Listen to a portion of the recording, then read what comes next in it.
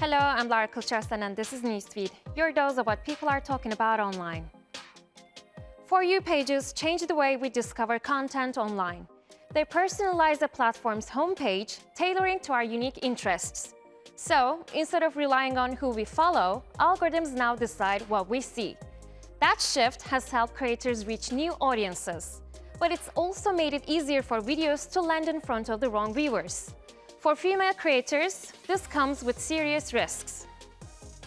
Did you know that women are 27 times more likely to experience online harassment than men? If that isn't depressing enough, a new report by Amnesty International has found that Gen Z women are avoiding social media or just removing themselves from the social media platforms altogether because of the extreme misogyny that they're experiencing online.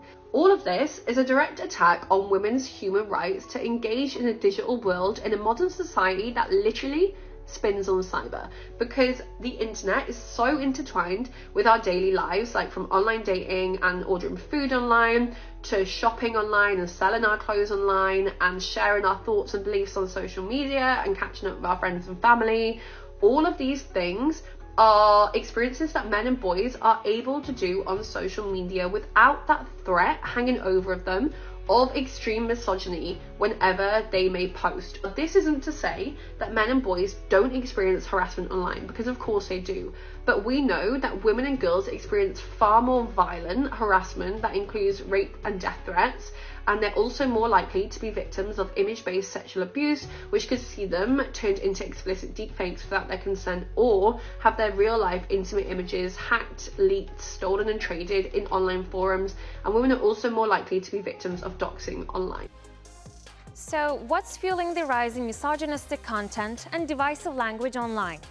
According to Amnesty International UK, 61% of Gen Z respondents, both men and women, blame political leaders and influencers.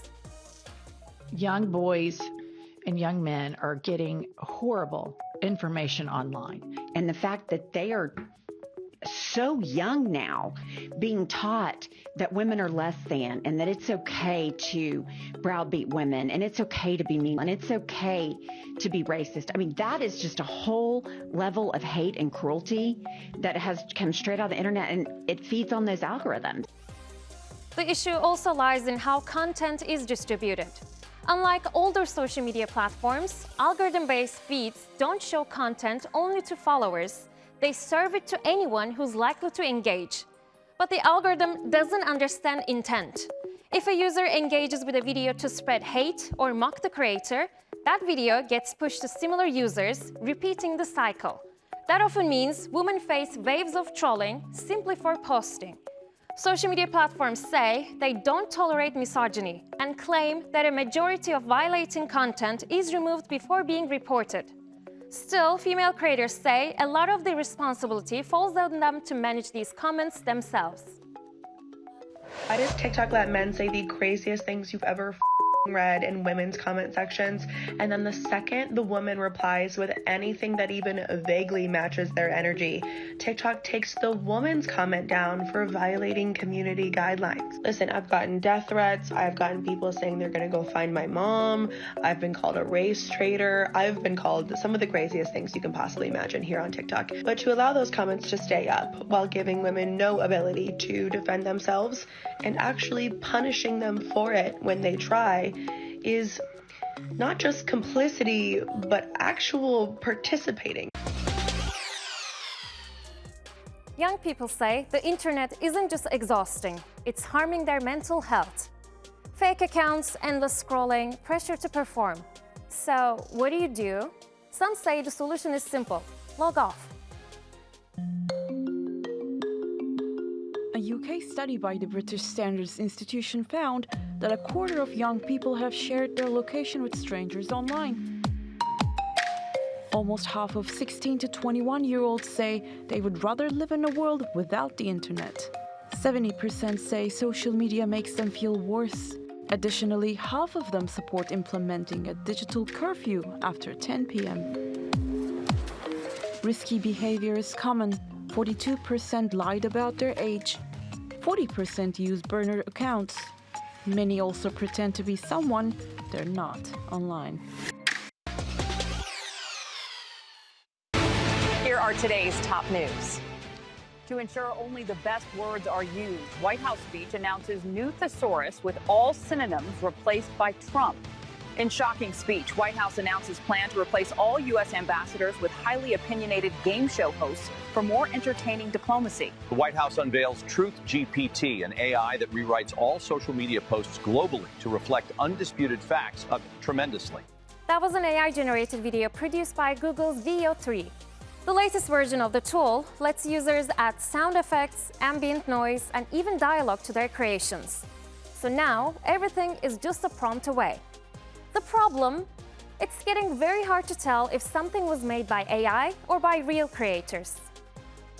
Google's new Veo 3 model was almost certainly trained on copyrighted material. I mean, look at what my friend was able to generate just through a couple of prompts. First of all, the lack of backlash from any studios raises some real concerns, because if any of them were as serious about IP as they have been touting they are over all of these years, then you would expect some sort of reinforcement and immediate lawsuits to hit. I mean, if you even sneeze on a piece of Disney's IP, they're gonna sue you immediately. So it's just worth asking, what do studios stand to gain by remaining silent? You would think not a lot, because there's no clear business model right now for professionals in using this model. I mean, content generated by Veo 3 can't be safely licensed or copyrighted according to our laws. Until Google releases a clean, licensed version of this model, which it's totally capable of doing, there's no viable path for monetization as a path for creators. Unless these tools were never really built for creators in the first place, and they were instead built for platforms. Because here's a part of the puzzle that people tend to forget.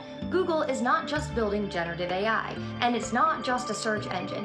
It is also the owner of YouTube. And YouTube isn't just a big online video sharing platform, it is the dominant streaming platform overtaking Hollywood in the streaming wars right now. Everything from where the content is trained, tested, and deployed all within the same system for the benefit of a few dominant players. So let me be clear, unless we start demanding transparency across attribution, control, access, the data used to train these models, we won't just lose jobs. We'll also lose authorship. Apart from digital tools being used to generate fake content, creators often manipulate social media platforms to spread false information. Such was the case in Ivory Coast last week, when fabricated news of a coup spread like wildfire on social media. It was an internal coup in Ivory Coast, and there is no internet. The internet has been switched off. That the president has gone to exile. He has hid. He's nowhere to be seen. The people have gone ahead and burned the buildings. The internet has been shut down by the government not to spread the rumors of everything. But let me tell you, the photos are all over social media. This is a prime example of a coup that never happened. While the West African state has a long history of election violence, these images of a crisis, violence, and burning buildings in the capital were simply fake news. President Alassane Ouattara's government says the posts were part of a deliberate and coordinated disinformation campaign spread by a network of mid-level influencers. While it's unclear who they are, the chain of events came just a few weeks after a prominent opposition politician was barred from contesting in the upcoming election. There are also concerns that 83-year-old Ouattara may run for a fourth term, which is illegal under the Constitution.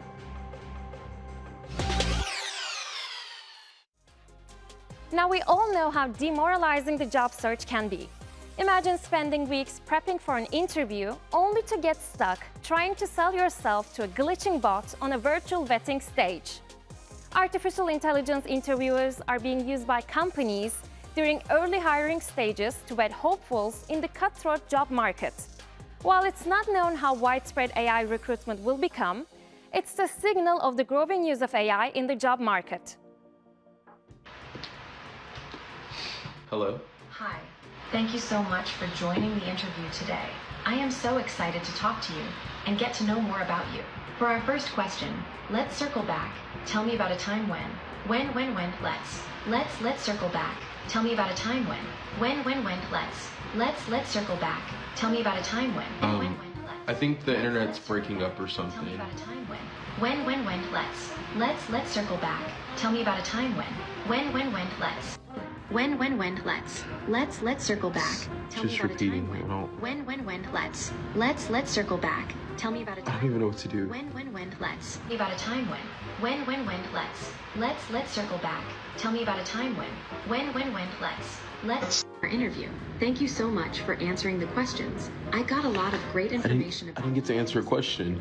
and it was really nice to meet you. We will be sending you a follow-up email here shortly about the interview and the next steps. But the problem exists on both sides. Companies are also facing a rise in AI-generated profiles, increasing the number of fake candidates. The usefulness of tech in the sector can't be ignored. While businesses are using algorithms to reduce the number of people they have to assess, applicants are turning to AI to enhance their performance. Either way, creators have taken to socials to make light of the situation. It's touch Beslet, it's touch Beslet, it's touch Beslet, it's touch Beslet, it's touch Beslet, it's touch Beslet, it's touch Beslet, it's touch Beslet, it's touch Beslet, it's touch Beslet, it's touch Beslet, it's touch Beslet, it's touch Beslet, it's touch Beslet, it's touch Beslet. Thanks, you will start on Monday. Huh? No, I will start on Monday. Wait, what? Thank you for interviewing with us today. Thank you for coming to this interview. We appreciate your interest in our company. We appreciate you taking the time to meet with us. What is going on? We'll be in touch about next steps. The notorious use of AI has also creeped into the world of books. Chicago's Sun-Times, along with several other newspapers, published a summer reading list consisting of recommendations based on real authors, but fake titles. It's been dubbed a learning moment. The books aren't real. A bookstagrammer named Tina, who is holding up her very real copy of this very real print edition of the Chicago Sun-Times that came out this Sunday, features this reading list. It's a list of 15 books in total. The only problem, they aren't real. Here's one person's very helpful annotation showing all of the books in red. Tidewater Dreams by Isabel Allende, The Last Algorithm by Andy Weir. All the ones in red are not real. None of these books exist. I'm not sure if this makes it better or worse, but the Chicago Sun-Times apparently didn't even write the article that was definitely generated by ChatGPT.